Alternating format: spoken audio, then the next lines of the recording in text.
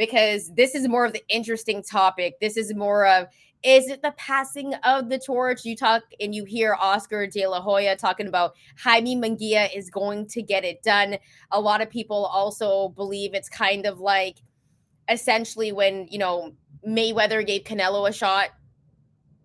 That was something that happened. It could be the passing of the torch. Jaime Munguia, a young fighter, I believe 27 years old. He's going to have the height and reach advantage in this one. He has the power, and it's going to be an exciting fight. So I think the biggest question, other than Canelo winning, is what happens if Jaime Munguia gets it done, shocks the world, and beats Canelo Alvarez? It would kind of be a full circle moment because, like, I don't think people realize how long Jaime Munguia has been around as potentially one of the next big Mexican superstars. I remember being I was covering the Edgar Berlanga fight last year, in June. And obviously Eddie Hearn was there, and this is when they were talking about, oh, Edgar Berlanga versus Jaime Munguia, maybe that could happen. Boxing being boxing, it didn't. And Eddie Hearn basically was like, he was shit talking Oscar, was like, bro, Jaime Munguia has like the worst resume out of like, all these undefeated fighters or whatever. I think what he said was actually worse, but it's basically what he was getting at. I'm paraphrasing, but he just said Jaime Munguia basically has no resume and is not at all what he's been promoted to be. It is interesting because if you do look at his resume, people probably forget, like, yeah, Jaime Munguia was somebody who I learned about him in the HBO days, and he had been fighting for super welterweight championships. He beat the shit out of Saddam Ali after Saddam Ali narrowly beat Miguel Cotto, another debatable decision. And, the Liam Smith fight, he had that. There were people that thought Dennis Hogan should have gotten the win over him when they fought in 2019, that being a big thing. And this is when Jaime Munguia, you said he's 27. He was 22 when this fight happened. Like he's been young and in this sort of stretch for a while, but his resume is not super impressive. But there's a world where, like, now at 27, going on 28 in October, does he put it all together to actually beat Canelo Alvarez? Because he does have some physical advantages here that are probably worth mentioning, like height and reach, maybe size. I would say naturally, like he's always been bigger. He was big for, middleweight and super welterweight before. I think he's going to be a light heavyweight someday. I think we all believe that. Like, I don't think it's going to happen, but man, he the way he's priced at plus 380, which we'll talk about, like it makes you think about it. But I will say this, you kind of have to bet it by knockout. It would kind of have to be like a shocking knockout, because I don't think he's going to get rounds off Canelo unless he just breaks him down in a way that I just don't see. But Jaime Munguia, if he puts it all together, like Canelo Alvarez is, again, year 19, and this is going to be a 65th fight. He's 33. He's going to be 34 in July. Like one of these times, other than Dimitri Bivol, one of these times someone could break him down if he hangs around long enough. Maybe this week, this is it. And at some point when you're getting older as a boxer, at some point you're going to lose it. At some point, it's going to happen. Is it going to happen this weekend against Jaime Munguia? If Jaime Munguia wins this fight, he automatically propels in conversation for the pound for pound. You have Canelo Alvarez. You're one of the L's on his resume. That will do wonders for him. But, I kind of mentioned this earlier, and the talk is really when, Money Mayweather gave Canelo a shot. Also the passing of the torch when Canelo beat Miguel Cotto, right? Because Miguel Cotto was that dude and he was getting older. Canelo comes in and gets the dub against him.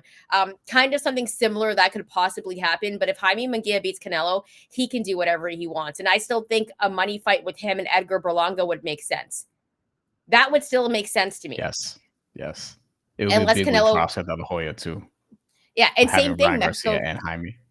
Yeah, Mexico versus Puerto Rico again, right? That's one of the biggest rivalries and one of the best rivalries in boxing. So I feel like he could still take on Edgar Berlanga after. I feel like Jaime Munguia could do whatever he wants if he beats Canelo Alvarez. And right away, I think he becomes an instant superstar, right? Because if you mention to casual boxing fans about Jaime Munguia, they might not really know too much about him. right? You might hear that name and be like, what? Jaime Munguia, I actually think should be a bigger name in boxing than what he is right now. Because if you think about all the hype when he first came into the game, right? He's 27 years old, so he's not a young kid anymore. He's getting a little bit older, but this is a great shot for him. And I think right now, after what we saw in his last fight against John Ryder, perfect timing for a guy like Jaime Munguia. He's got a lot of support. Can he get it done? He does have physical attributes against Canelo Alvarez. He's the younger fighter. He's exciting. He's got the power. So honestly, Jaime Munguia, if he can get this done against Canelo Alvarez, he'll get into the pound for pound list top 10, because if Ryan Garcia is number 10 and Jaime Munguia beats Canelo Alvarez, listen, you're going to be on the pound for pound list. You're going to fight whoever you want to fight. I still think you make the fight with Edgar Berlanga because that's a moneymaker business wise. And, let's get to this comment. Friend of the show, Big Surge. This is interesting. I'm going for the upset. Munguia will provoke Canelo to fight hard the first half of the fight and then take over the second half. He will have to survive first, but he will get it done. Munguia decision. Wow. You know what? I hate going against Canelo in Vegas for a decision. Yeah, we're gonna get into that, right? Because even if I think Munguia is gonna get some rounds. He's gonna have some moments in this fight, but to get a decision against Canelo Alvarez in Vegas is tough. You know what I mean? It's extremely tough. So listen, I'm not going to be surprised if there was an upset, because we just saw Ryan Garcia defeat Devin Haney. Anything is possible. Okay. But styles make fights, and we're gonna get into that whole entire breakdown.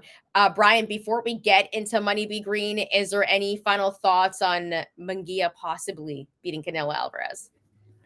Would this be a bigger upset than Devin Haney losing rather to Ryan Garcia? No. The odds don't think so either. You know why? Because Canelo's, a lot of people are saying Canelo's at the tail end of his career, and he didn't have like that crazy stoppage against John Ryder, which he should have. And because of that, everyone hyped up John Ryder, and the fact that Jaime Munguia knocked him out, they're like, oh my God, I think John Ryder was a Euro level fighter this whole entire time. I think Canelo came back from wrist surgery, wasn't 100%, and he got the decision. He still beat the crap out of him. Did you see John Ryder's face? Canelo still beat the crap out of him. Like, what, you know what I mean? He doesn't have to knock him out. Like, I don't believe that you have to have the knockout to have this crazy performance. You could just break someone down for 12 rounds, and I'm good with that. So I think Devin Haney losing, that no one thought Ryan Garcia was going to win. If you did, please show me your betting slip. Yeah, a lot of people didn't. Just like the diehard Ryan Garcia fan. It's kind of like right now where like Kendrick drops this diss and you have Drake fans calling it whack on social media and saying that he took too long to respond when Drake also has done that. We're going to get off that. So yeah, look, I think it wouldn't be as big of an upset maybe as Ryan Garcia, but like it would be very shocking. It'd be one of the upsets of the year.